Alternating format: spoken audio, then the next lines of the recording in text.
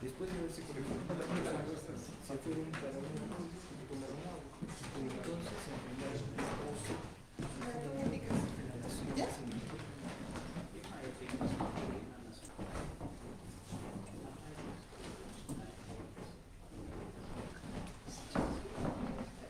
Muy buenas noches con todos y todas. Muy buenas noches con todos y todas. El Centro Bartolomé de las Casas les doy una cordial bienvenida a este evento. Hoy tenemos la presentación de dos publicaciones de Miguel Rocha. Una es Textilos, textos, ensayos e hilos experimentales, y la otra es Reforestar la imaginación. Textilos es una publicación, es una coedición de la Universidad Javeriana de Bogotá, de Pacarino Editores y del CAP. Y Reforestar la imaginación es una edición del Fondo de Cultura Económico. Y bueno, para la presentación de hoy tenemos la participación justamente del director del CAP, de Miguel Cornejo, de Valerio Pocalmaita, que es el director del Centro Bartolomé de las Casas, y de nuestro autor, de Miguel Rocha. Entonces, para dar inicio vamos a escuchar las palabras de bienvenida de Valerio Pocalmaita, luego las palabras de Miguel Cornejo, y continuamos, de Manuel Cornejo, y luego del instructor Miguel Rocha. Gracias. Muchas gracias, Anael. Muy buenas noches, Miguel, bienvenido. Manuel, gracias por estar en esta sala. Y a cada uno de ustedes igualmente les saludamos y le damos la más cordial bienvenida en nombre del Centro Bartolomé de las Casas. Para nosotros siempre es un grato honor tener intelectuales, tener autores, investigaciones de libros, y en este caso es muy especial el caso de Miguel, porque hace una hora en una corta reunión recordábamos que Miguel es exalumno de una maestría que se desarrolló en el Centro Bartolomé de las Casas, y también bajo la, digamos, certificación académica de Balazo. Entonces eso para nosotros es una gran alegría para el Centro Bartolomé de las Casas, tener hoy a un exalumno presentando sus investigaciones, su trabajo. Y por otro lado, manifestarles que es parte, ¿no?, de la misión institucional facilitar, apoyar este tipo de encuentros académicos, de devolver la investigación, los estudios hacia la ciudadanía, y en esta tarea nos ayuda, digamos, la carrera académica de Miguel, porque nos trae ahora una producción intelectual que nos permitirá, pues, enriquecernos nuestra sabiduría, nuestras experiencias, y seguramente corroborar también mucho de lo que ya venimos transitando en la vida académica, muchos de ustedes. Entonces esperamos tener una noche muy fructífera. Muchas gracias, Miguel. Gracias.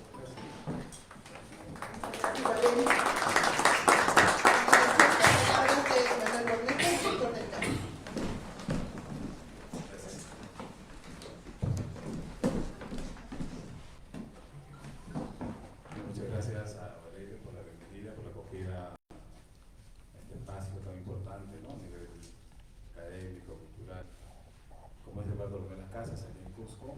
Muchas gracias a todos ustedes por venir a esta presentación del libro, y también, bueno, agradecer la participación de miembros de mi familia Chaparro. Yo soy Manuel Cornejo Chaparro, y mi familia Chaparro de Cusco. Entonces ahí está mi tío Beto Chaparro y mis primos Pablo y José Carlos. Les agradezco que estén aquí.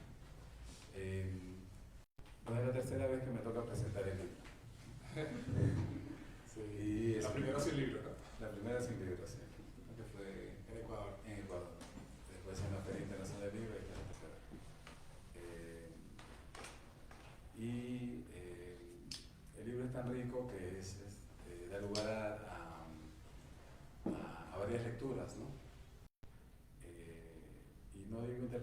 generalizaciones, para no caer en concertar académicamente el libro, sino de aproximaciones, miradas sobre lo que propone Miguel, ¿no? Y Miguel desde el inicio, el libro se llama Textilos, textos, ensayos e hilos experimentales. El primer punto importante del libro es que jerarquiza la escritura, ¿no? Nosotros siempre se ha puesto la escritura como un nivel más elevado. La escritura, nosotros sabemos, como país andino, amazónico, siempre ha sido un símbolo del poder, ¿no? Y una violencia, siempre ha entrado con violencia siempre la escritura.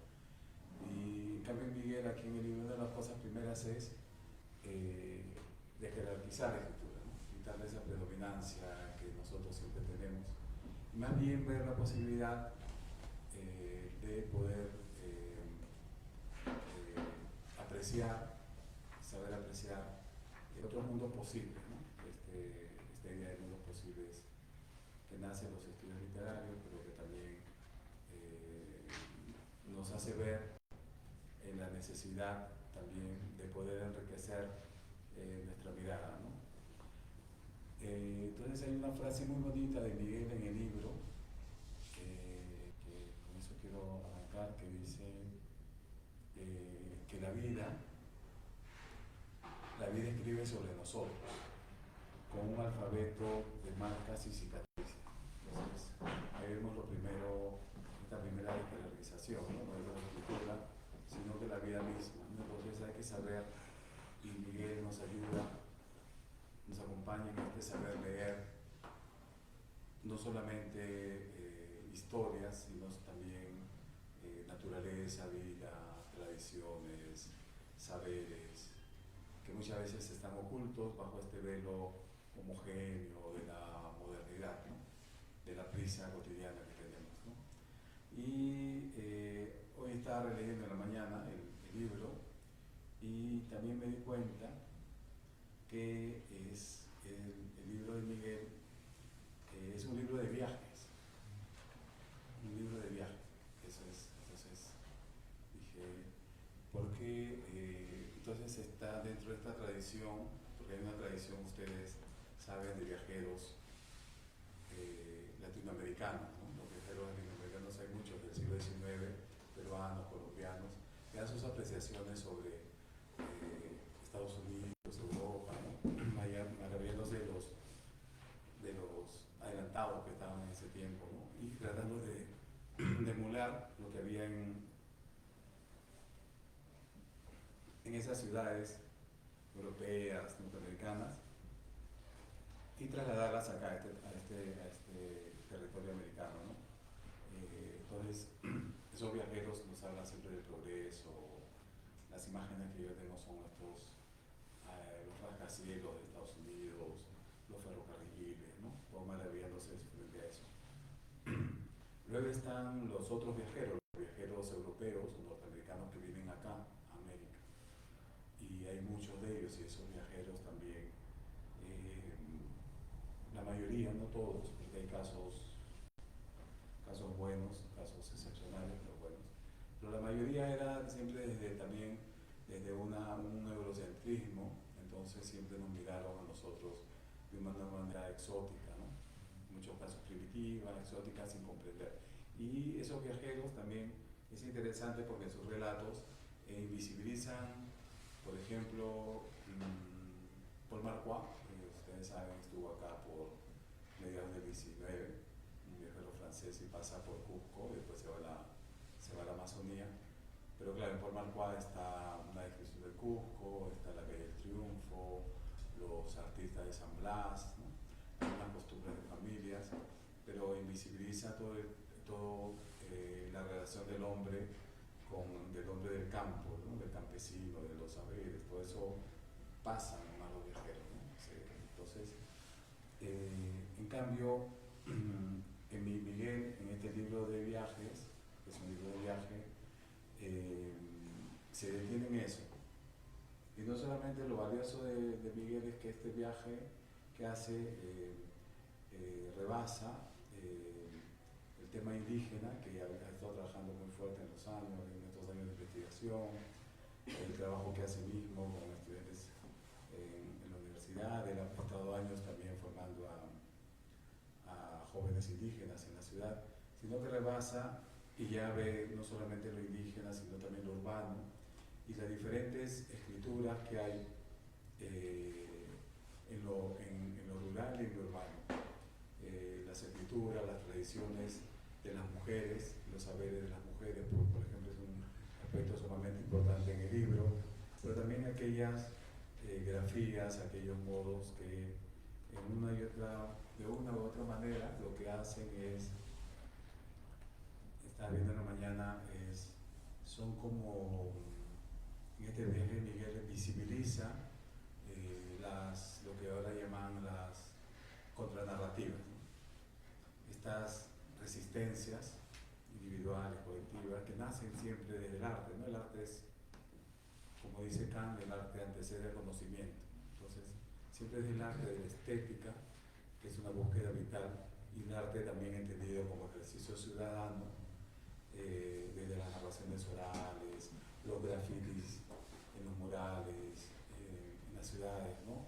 Es una resistencia frente a este fenómeno globalizador que de una u otra manera achata nuestras existencias y nos vuelve menos humanos. Cada vez estamos más informados o más conectados con los celulares, pero perdemos muchos rasgos humanos. ¿Por qué? Porque los rasgos humanos, y eso lo vemos en el libro de Miguel, los rasgos humanos son inherentes y no se entienden sin la relación con la naturaleza, ¿no? Que eso es algo que tenemos tanto en el mundo andino como en el mundo amazónico, en esta relación inherente con la naturaleza, ¿no? De respeto, de aprendizaje, de sabiduría, de conocimiento, ¿no? Ahora que caminaba en la tarde, ya que caminamos con Miguel en la tarde, y hablando de este lenguaje con la naturaleza, de aprender, ¿no? La naturaleza, te contaba que estaba con unos amigos, unos historiadores de acá de Cusco y unos de Lima en un congreso hace unos 5 o 6 años, y venían unas nubes negras, ¿no? Que venían de allá del cerro, de San Jerónimo, y un limeño, un historiador limeño dijo, no, va a llover, ¿no? Ahora va a llover. Y yo dije, no va a llover porque mi tío Raúl, recientemente falleció, me ha enseñado que aquí en Cusco llueve cuando las nubes vienen de acá. Y él me dijo, no, eso no. Y los cusqueños, los historiadores, no, sí, así. Entonces eso es conocimiento familiar, ¿no? Claro. Con la naturaleza, saber leer la naturaleza, no solamente saber libros, sino saber leer la naturaleza y saber respetar también y aprender la tradición familiar, ¿no? Eso es sumamente importante, toda la herencia que tenemos y la sabiduría y los mayores que siguen vivos también en nosotros, ¿no?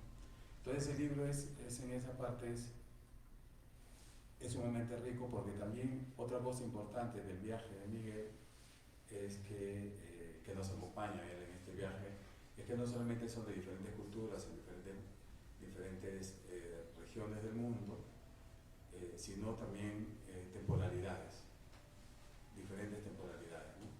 Y es algo que también menciona el crítico Cornés Popular, de poder percibir en los estudios literarios, siempre apreciar estas diversas temporalidades que viven en la sociedad, ¿no? Y Miguel aprecia eso y se da cuenta de todos estos, por eso también bueno, lo explicará él también, esta especie de hilos, de conexiones entre cosas que a una primera vista pueden parecer opuestas o disímiles, pero que hay como hilos conductores, ¿no? Que van viendo algo que puede ser una huaca, pero que cobra vida con un relato oral y que tiene también similitud con una historia de vida también de otra cultura, ¿no? Entonces, esos son importantes y en el libro de Miguel por eso podemos entender otras formas de conocimiento, saberes colectivos,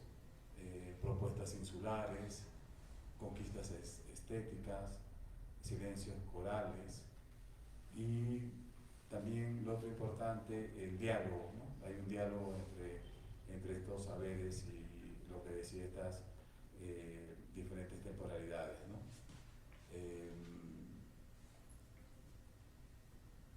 Entonces, volviendo al viaje, lo que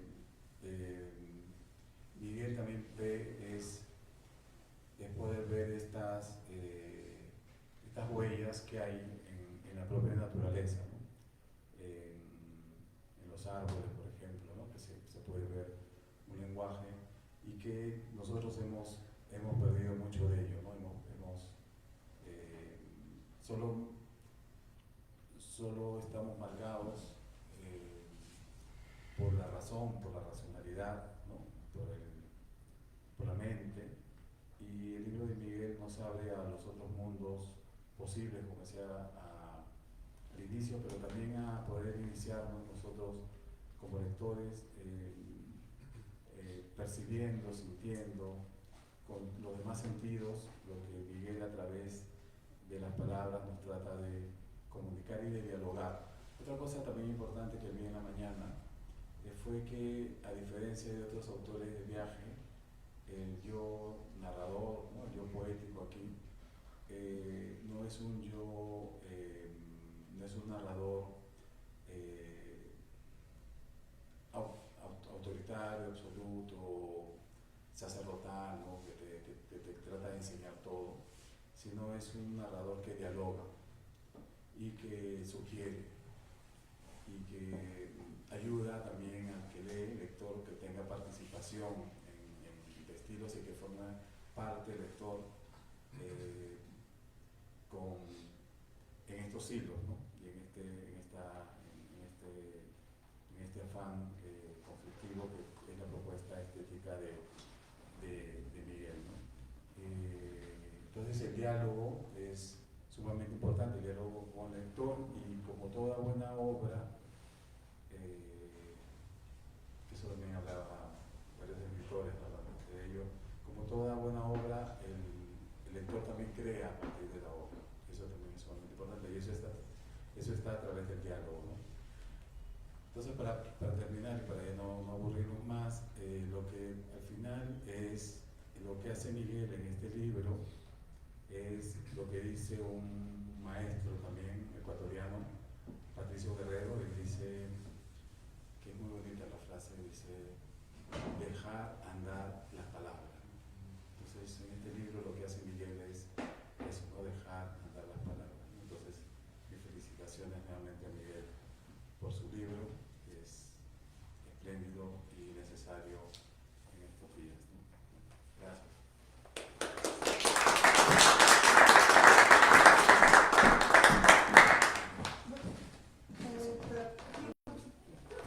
Lo presento a Miguel, además de conocerlo hace. Creo que ya con eso tu registro ya está claro. Sí, maravilloso. Todo que enseñas En realidad, solo un texto de inmerso, o sea, Con el micro. una cosita ya. claro. Bueno, Miguel es Miguel Rocha Vivas, él es ensayista, fotógrafo, tiene una cámara, Por ahí.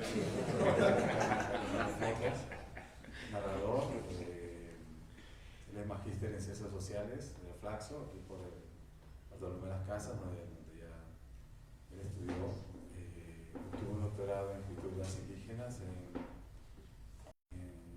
Estados Unidos, con Migas de la Palabra, una obra de él, recibió el premio Casa de las Américas, y profesor e investigador en la Universidad Javeriana de Bogotá. Tiene varios libros, publicaciones. Sus libros más recientes son Arcoída, de la Universidad de Guadalajara, Mingas de la Imagen,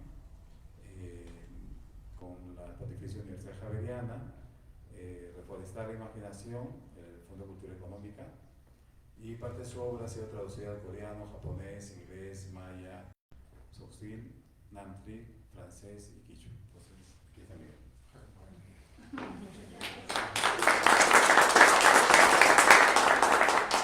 Bueno, pues muy emocionado de poder estar acá. Pues primero que todo, tengo muchísimos agradecimientos.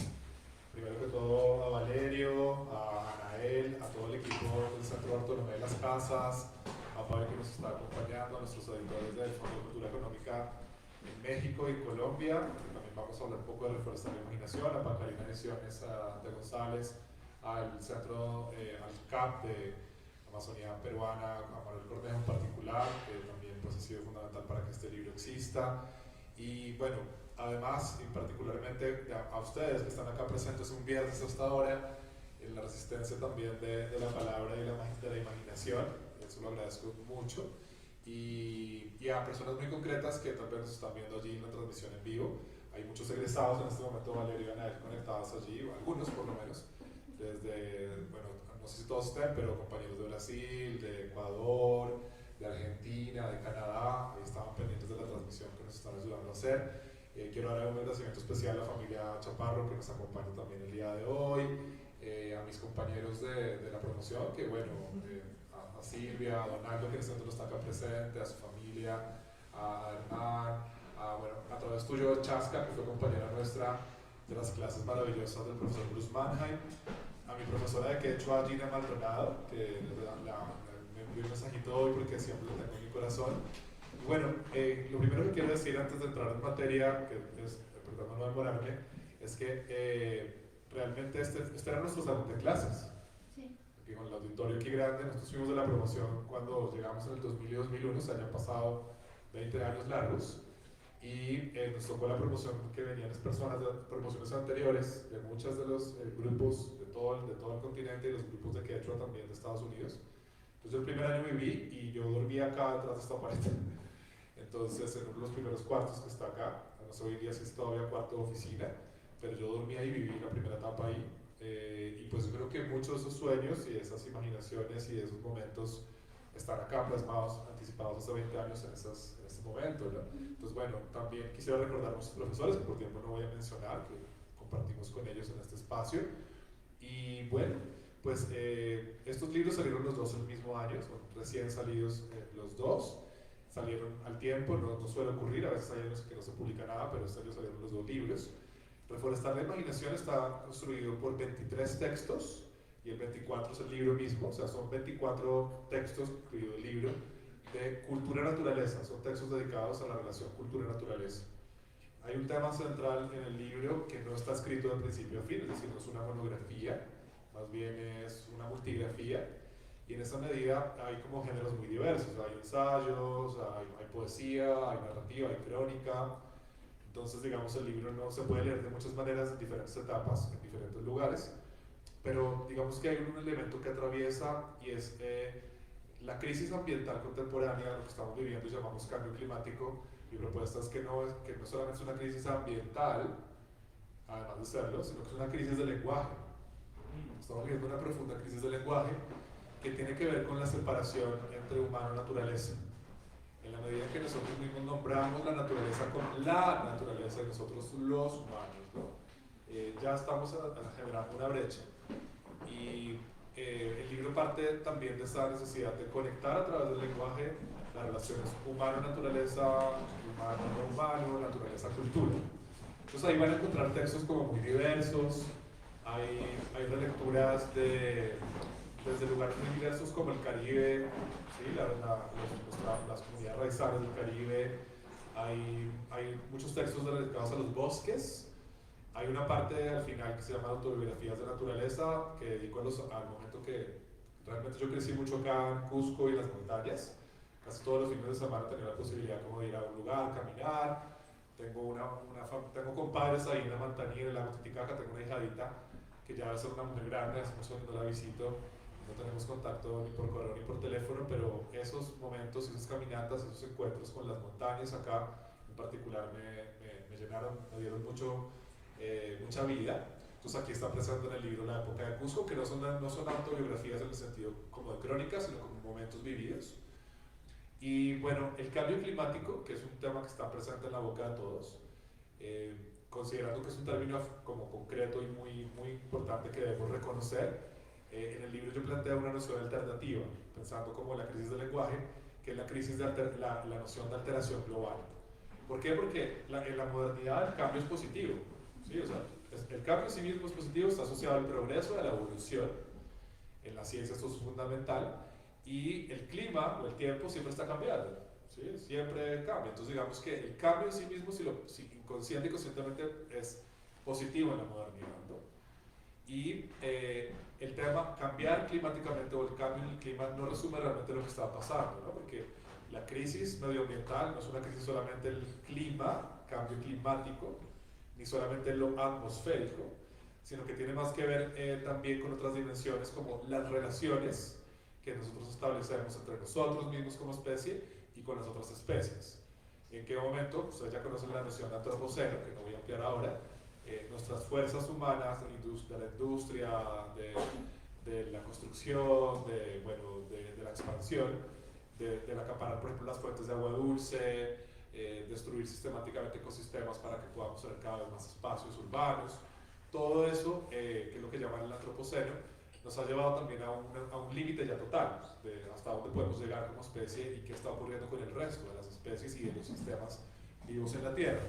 Entonces, cuando se habla de alteración global, se está hablando de que hay unos desequilibrios y que tendríamos que buscar también alternativas para reequilibrar, pero no solamente como algo apocalíptico, paralizante, ¿no? Porque para muchas personas es tan paralizante la situación que no hay como mucho más que hacer. Entonces, asumirlo desde el lenguaje implica también pensarlo como una manera digamos, paralela y contemporánea a la ciencia, a una ciencia, pero también encontrar lenguajes mucho más sentipensantes. Como sigo ahí a Eduardo Galeano, que además lo escuchó en Colombia, en el Caribe colombiano, que es poder como encontrar lenguajes donde está como la razón mencionada por Manuel, que no podemos abandonar, menos aún ahora los argumentos y la razón son fundamentales en tiempos de redes sociales donde no hay argumentos, sino simplemente opiniones. Y por otro lado la sensación, un lenguaje que nos conecte con la tierra, que nos permita caminar la palabra, que nos permita palabrandar, sentir, pensar, corazonar. Entonces digamos que para mí después del trabajo doctoral, ambos libros vienen después del trabajo doctoral, pues el trabajo doctoral, como ustedes bien saben, y las maestrías y los grados académicos y la construcción académica implica un lenguaje muy abstracto, muy conceptual, argumental, y para escribir un libro doctoral implica también una concentración muy profunda en un tema, donde hay un lenguaje que tiene que ser demostrado científicamente con pruebas, hipótesis. Eso es fundamental.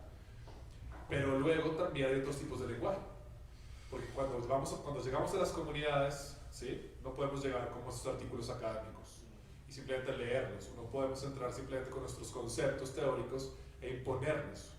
Entonces, en las comunidades lo que uno vive es como el compartir de la palabra, también muy elaborado, también, digamos, teóricamente en otros sentidos, pero a través de los relatos, de las historias, de las sensaciones, ¿no? De la comida misma, y también está todo, ¿no? Entonces, pues, el libro también es una apuesta por buscar, los dos libros, por buscar lenguajes donde podamos sentipensar con la gente y sentipensar con la tierra.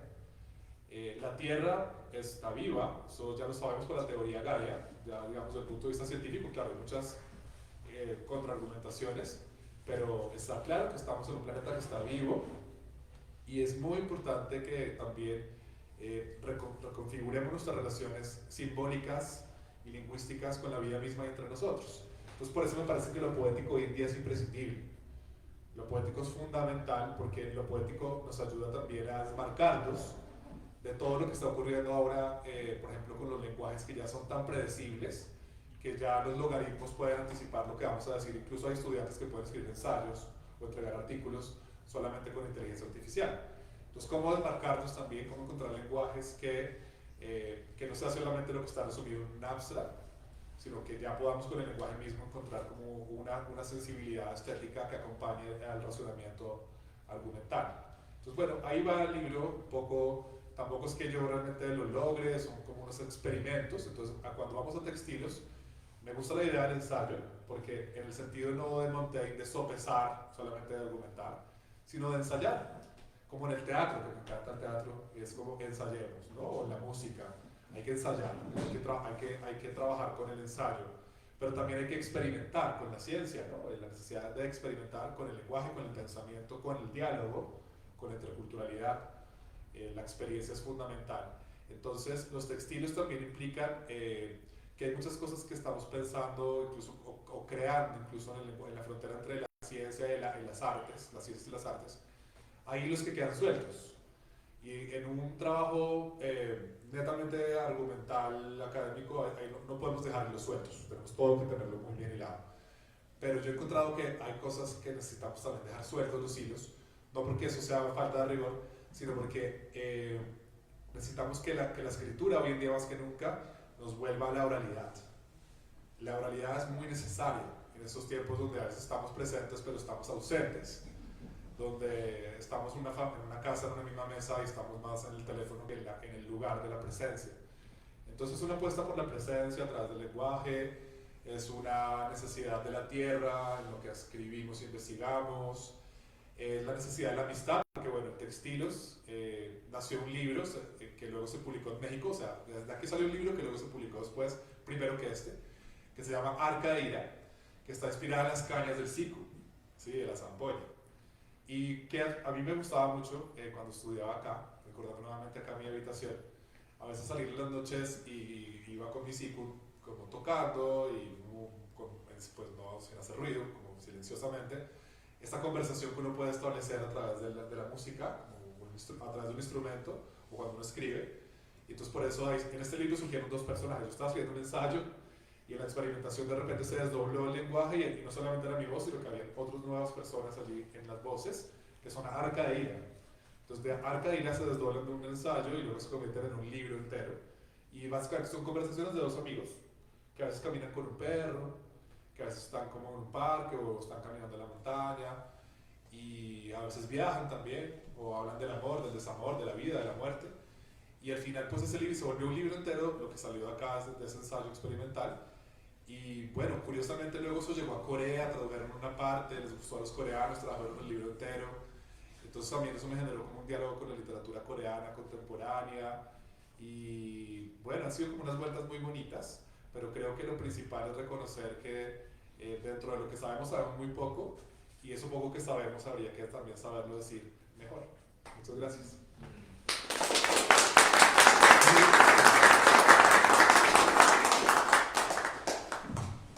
Sí, tal vez alguien quiere comentar alguna consulta a Miguel, Sí, claro. Manuel, Valeria.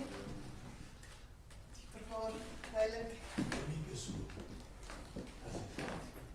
Claro, por favor, para que puedas. ¿Tenemos un micrófono, por favor? Hay un micrófono también. Hola, hola, perfecto, bien, por favor. Eso, es fine. Buenas noches. He tratado de resistir a no caerme dormido en su exposición. ¿Por qué? Porque usted mencionó algo fantástico de las culturas ancestrales. Sí, Ya hemos sido hace miles de años claro. filósofos abstractos.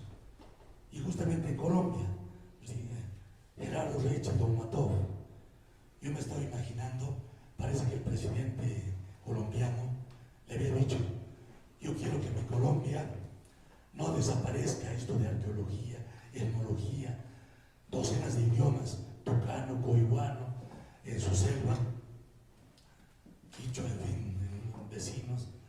Sí. Pero bueno, ¿dónde salió esto? En una revista que se llama Hombre, creo que en la Universidad de California, Berkeley. Ahí publicó, donde él también creo que enseñaba. Y entonces el artículo se llama Cosmovisión Amazónica. Aquí en Cusco, para escuchando, no existe cosmovisión andina. Bueno, allá ese grupo de personas que hablan de eso, ¿no? Pero entonces pongo el ejemplo de qué cosa es esa filosofía abstracta, que le he captado en varios incluyendo los posgrados. ¿Por qué? Porque acá en Jerusalén, si es que no hay posgrados, no eres nadie. No existe la carrera de docencia, por ejemplo. Ahora que estoy escuchando y docenas de colegas han estado aquí en Bartolomé de las Casas haciendo sus posgrados. El ejemplo lo voy a poner de una vez, que salió en ese artículo de Cosmovisión Amazónica. Culturas solares peruanos que descubrieron el cero, filósofos abstractos. Entonces, cuando el hombre va a parte final, cuando el hombre va al bosque, no va a traer proteína, no va a traer carne,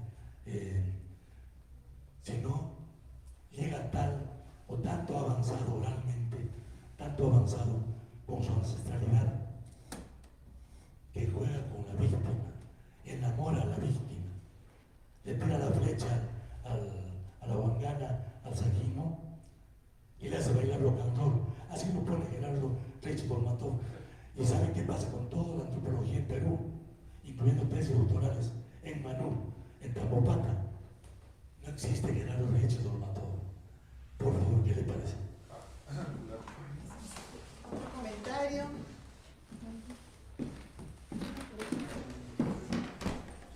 ¿No? Yo, perdón, Juan Víctor.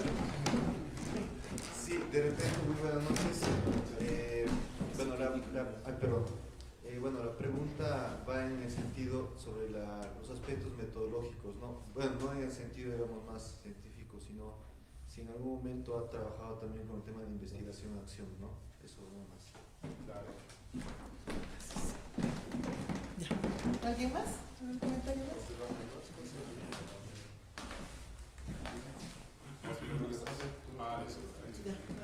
Bueno, lo de la investigación-acción participativa, incluso Orlando Falsborda en Colombia, que lo trabajó mucho. Orlando Falsborda también estaba esa noche con Eduardo Galeano en la costa del Caribe colombiano cuando hablamos con unos pescadores. Uno de ellos mencionó sentí pensar, estoy sentí pensando algo. Y ambos quedaron fascinados, ¿no? Entonces Galeano siempre habló de la relación que tuvo de esa palabra y en ese descubrimiento. Decía, yo es lo que quiero decir, como no solamente pensar, sino sentir. Y para mí, Falsborda también lo trabajó mucho, ¿no? Entonces, de alguna manera, esa investigación-acción tiene que ver como con la vida misma, ¿no? En la medida en que uno no solamente escribe un libro como resultado de algo que se deposita allá, sino que es la vida misma que está como circulando, la escritura misma es muy orgánica, ¿no? Entonces, me gusta mucho la palabra, el palabrandar que usan en el campo colombiano, ¿no? Porque la palabra siempre está andando y uno, a la medida en que viaja, también uno está como conectando con esos territorios a través de la palabra y de la imaginación y de la razón. Entonces, pues aquí realmente sí hay muchas experiencias, no sé si la palabra sea, que en mi campo no es la sociología, no es tanto como investigación-acción, pero creo que sí hay como muchas experiencias que están volcadas en los textos. Y en realidad, con respecto a las metodologías, me gusta mucho lo que dice nuestro amigo Patricio Guerrero, que además habla, además de lo que dijo Manuel, que es maravilloso, hay que tomar nota de eso, poetizar la teoría, dice Patricio Guerrero. Él es un antropólogo ya muy reconocido, jubilado de la Salesiana, reconocido también por muchos de los teóricos decoloniales, pero con algo especial que es también cómo poner esto como en el corazón humano, ¿no? No seguir como replicando la exclusión a la inversa, ¿no? Indio no indio, blanco no blanco, europeo no europeo. Bueno, y eso me parece que en eso Patricio Guerrero va un poco más allá, reconociendo la colonialidad y el tema del poder, ¿no? Todo esto. Entonces, con respecto a eso, Patricio Guerrero dice métodos sabidurías. ¿Sí? Él tiene una crítica muy fuerte a todo lo que siempre hablar del logos, está centrado en el logos. Entonces, él habla de métodos sabidurías porque también ha conversado mucho con las comunidades y ha entendido que se cuenta y se canta y se escribe la vida a través del saber, ¿no? Entonces, eso lo hace Patricio Guerrero. Aquí no hay métodos sabidurías, pero sí hay como experiencias. Porque quizás tenga que vivir mucho más para llegar a algo así. Y esas experiencias para mí fueron básicamente, después del trabajo doctoral, como abrirme a otros temas y permitir, por ejemplo, que muchas cosas que se quedan en el lado de la historia cuando uno investiga aparezcan. Porque hay muchas cosas que uno está investigando, pero como hay una hipótesis, unos objetivos que cumplir, unos argumentos que desarrollar, hay muchos temas, pequeñas historias, incluso sobre todo lo que uno conversa con las personas, en las comunidades, o uno mismo cuando está escribiendo sus diarios y su trabajo, que no aparece. Entonces, por ejemplo, yo tenía un archivo muy grande de fotografía, yo estudié en Carolina del Norte, y allí pues viajé un poco y visité muchos lugares, y tenía como un archivo fotográfico muy sencillo. Entonces, ¿qué hacer con ese archivo fotográfico? Porque estaba lleno de memorias, de emociones, de sensaciones. Entonces, a través del archivo fotográfico, como que reconstruí algunos textos de textiles. Textiles tienen mucho que ver también con imagen y texto. Las imágenes son fundamentales, no podemos publicar todas las imágenes, pero en realidad hay muchas partes en que el argumento va de la mano de la imagen, es muy cercano a la imagen y la imagen dialoga con el texto permanentemente. Entonces, también me pasó algunas veces que simplemente tuve una experiencia más como narrativa, que a veces no está permitido dentro del artículo académico clásico, sobre todo cuando es de carácter más teórico, y es como también soltar y contar la historia y de permitir que ese diálogo, ese desdoblamiento aparezca. Eso eso ocurrió. Y aquí, ya volviendo también al comentario que tú nos haces en particular del bosque, ¿no? De la selva, les quiero contar una parte que inicia justamente a reforestar muy breve. Y es que cuando yo llegué a vivir allá, pues ustedes saben que en el norte, y particularmente en Europa, en los Estados Unidos, en Canadá, pues allí llegamos y somos todos latinoamericanos, ¿no? O hispanos, ¿no? Como quería que eran más bien indoamericanos, ¿no? Bueno, en fin. Y la experiencia de la migración es una experiencia muy fuerte. Uno llega a estudiar y, bueno, yo viajaba en las primeras semanas mientras conseguí mi bicicleta, que a partir de ahí me movilizo más que todo en bicicleta, pues yo iba en los buses y en los buses ¿quiénes estaban? Los más racializados, los más subalternizados, los afroamericanos, los hispanos, trabajadores que a veces trabajaban 18 horas para poder sacarle el día en condiciones muy precarias, sin papeles. Y eso me hacía sentir muy, muy mal, como estar allí estudiando y mucha gente allí como esclavizada con su trabajo, eso me hacía sentir muy mal. Pero había como una dimensión muy bonita, era como comenzar a construir comunidad ya con la gente, los migrantes. Como que el trabajo académico también llegara a ellos, que pudiéramos conversar, entonces logramos buscar fondos para que algunos escritores viajaran, narradores, hicimos talleres de tejido, oralituras, que la oralitura no es literatura oral, sino esa escritura que transcurre al lado de la oralidad, como lo llama el poeta mapuche Licura Chihuahilaf. También la trabajan en África Occidental, entonces fue una experiencia como también de trabajo comunitario. No tenemos que estar necesariamente acá en Latinoamérica, en cualquier lugar del mundo podemos construir comunidad con otras personas. Pero bueno, lo que va a la historia es que hay otra dimensión de la migración. Manuel les habló de los diferentes tipos de viajeros, pero hay una migración que yo no conocía, y acá pues porque aquí estuve en casa, Colombia y Perú somos países hermanos. Allá, cuando llegué a la universidad pública, el lugar donde logré conseguir vivir era un basement, un sótano de una casa de unas personas mayores que pasaban gran parte del tiempo viviendo en una casa en la playa. Entonces yo me quedaba solo en esa casa, vivía ahí en la parte inferior, y era en realidad un bosque, era literalmente un bosque, un ecosistema de bosque. Había todo tipo de aves, había serpientes, había muchos animales maravillosos. Y cuando yo llegué había venados, ¿no? Hablando del venado en la casa. Los animales me miraban y yo era un migrante, era un ser humano de nuestra especie, pero era un migrante más, como un potencial cazador o alguien que había que preocuparse porque había una persona más allí que no conocía. Entonces, el libro arranca con la experiencia de ser observado por los animales. Los animales nos observan muy cuidadosamente. Las aves, los venados, las serpientes nos observan mucho. Y había tenido incluso unos sueños donde me observaban algunos animales. Yo estaba, ¿por qué me pasa? ¿Por qué no sueño que los animales me observan? Pero también los animales me observaban cuando yo caminaba. Y bueno, yo decidí como asumir eso como parte de cuando uno llega a un nuevo lugar, de dejarse también observar y también de ganarse la confianza. Y me costó un tiempo largo ganarme la confianza, poder caminar y que ya se aproximaban a mí o no huían de mí.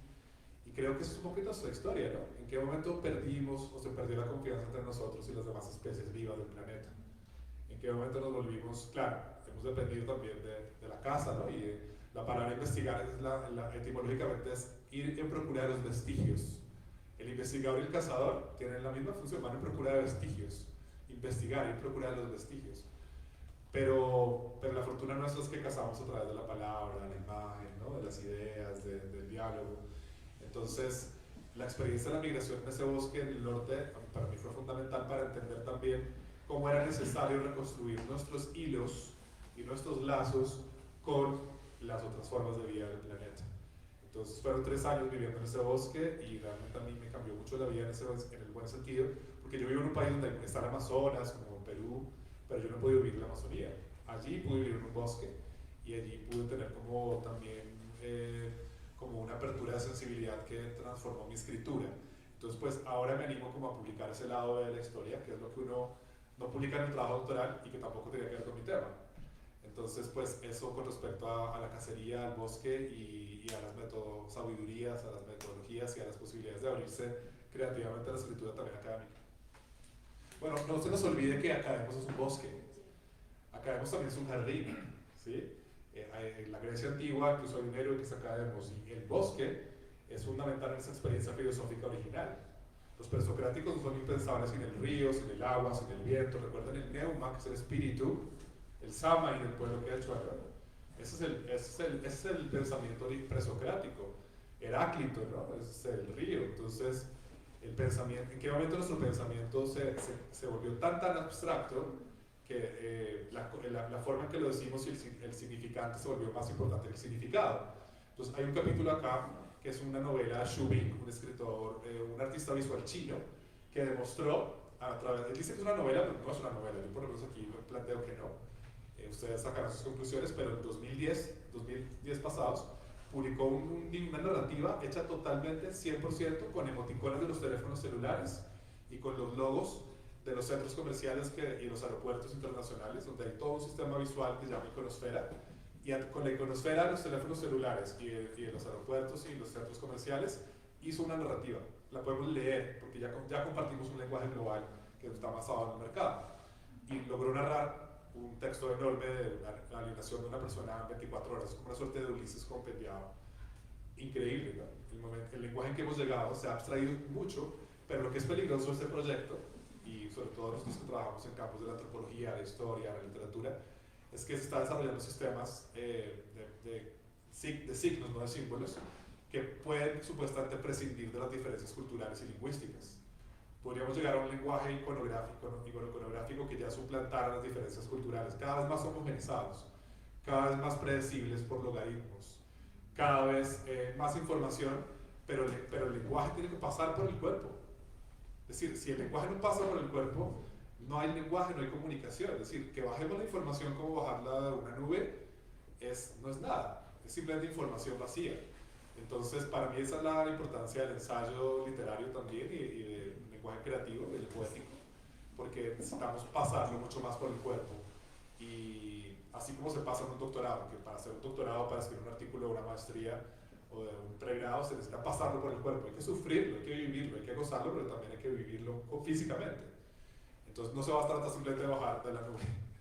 Entonces por eso creo que esa necesidad es como de tomar tierra, cubrir como un lenguaje que sea, o lenguajes que sean cada vez más orgánicos. Y claro, efectivamente es una sabiduría que está acá, no es nuevo, esto es de nuestros antepasados, ¿no? Pero quizás estamos viviendo una aceleración tan rápida de la comunicación que nos ha llevado también a abismos muy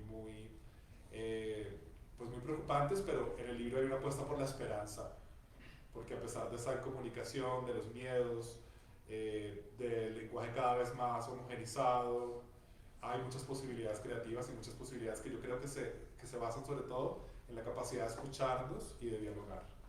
Eso es un poco la apuesta del libro. Espero haber logrado algo de eso, pero por lo menos eso es lo que a mí me ha interesado hacer para estas obras.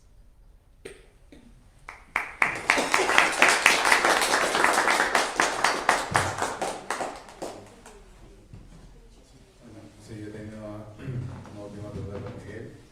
Era, ¿cómo es que vine a Cusco, acá, Sí. a estudiar en la Bartolomé de las Casas? Y cómo la estancia en Cusco, esos 2 años que estuvo aquí,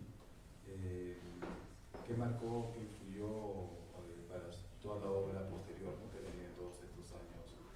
¿Cómo marcó Cusco? ¿Qué fue tu importante en ese tiempo de estudiantes y cómo te ido marcando en tu vida, ¿no? Qué dice. Muy linda pregunta, y esa yo la haría responder más después con mis amigos acá, mis compañeros, porque pues primero construyendo comunidad. Aquí este grupo era muy lindo realmente, porque éramos compañeros de todo el continente.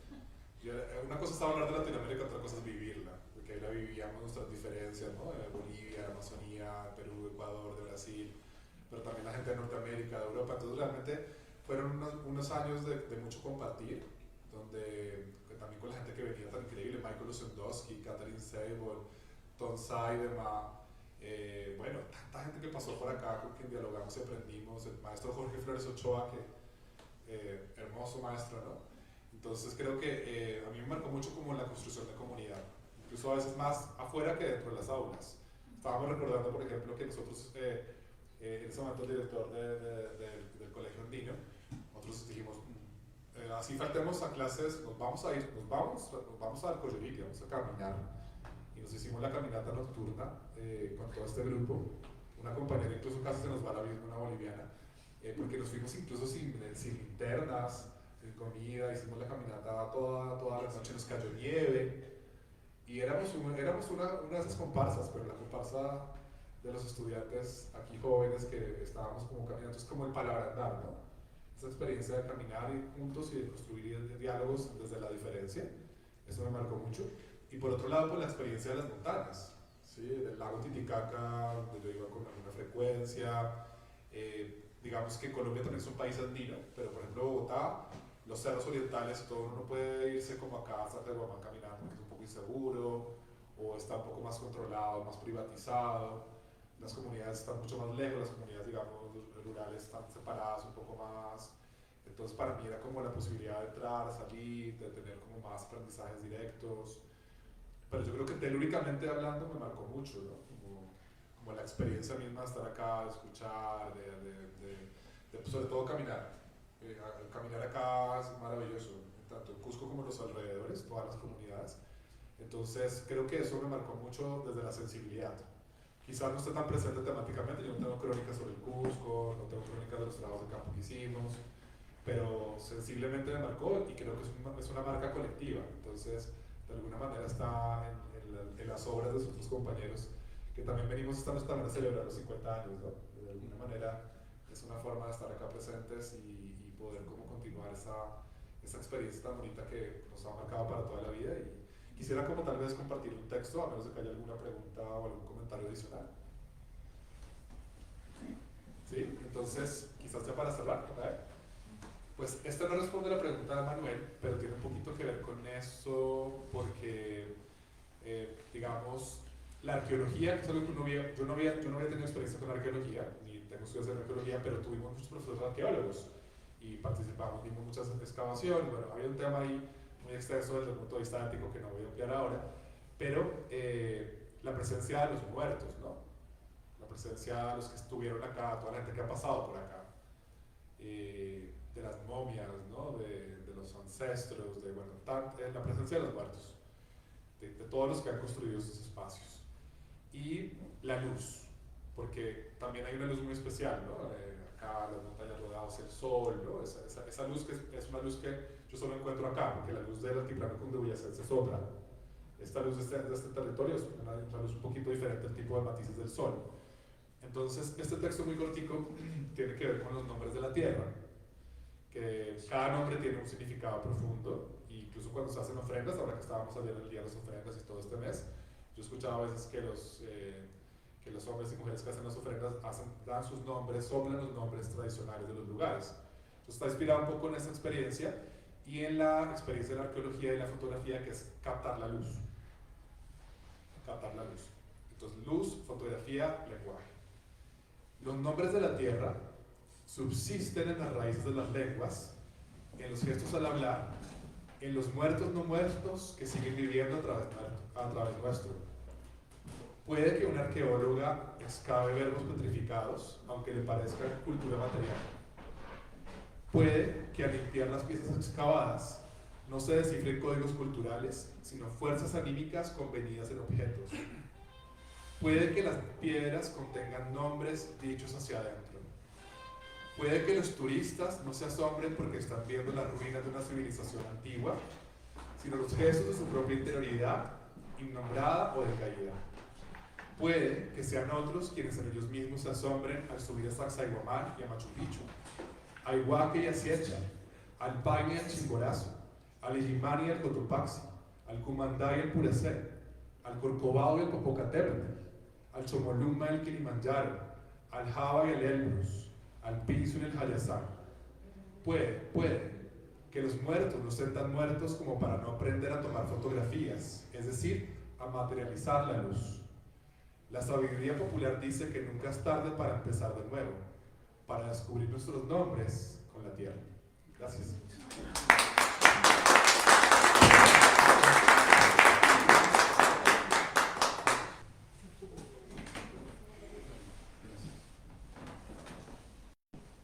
Bueno, Miguel, muchísimas gracias por este gran, digamos, regalo. Mencionaste los 50 años del CEBE, ¿sí? Sí, claro. Realmente gratificante tener esta oportunidad y compartir contigo, ¿no? El trabajo que nos propones y un gran reto para adelante, para toda la comunidad, creo, acercarse a ese sentipensar que lo planteaste, lo recordaste. Es un tema, ¿no?, que hay que seguir trabajando para que como sociedad nos volvamos a unir, creo, ¿no? Claro. Y en esta época, en la cultura andina, el agradecer, el reconocer, el recordar la Pachamama, también creo que nos invita, ¿no? Todo el trabajo que nos planteas. Muchas gracias, Miguel. Gracias. Manuel, sobre todo también, de manera especial. Qué bueno que siempre vuelvas a tu tierra. Esta vez con los comentarios que hiciste, entonces les agradecemos, y a Anael, al equipo del CDC, que por supuesto siempre estamos dispuestos a acoger no solo producciones que se hacen a través del fondo editorial del CDC, sino obras tan importantes como las que hoy nos trajeron, Miguel. Muchas gracias y que tengan muy buenas noches.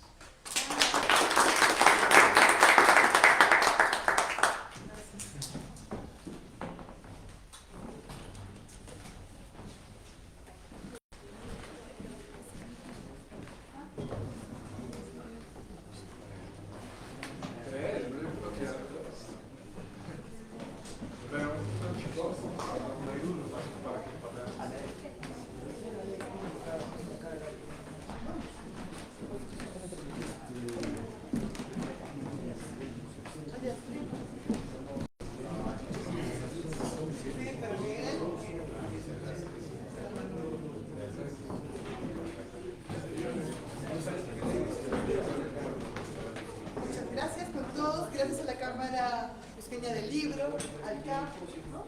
Y bueno, los esperamos para los siguientes eventos. Muy buenas noches. Gracias. Gracias, Valeria.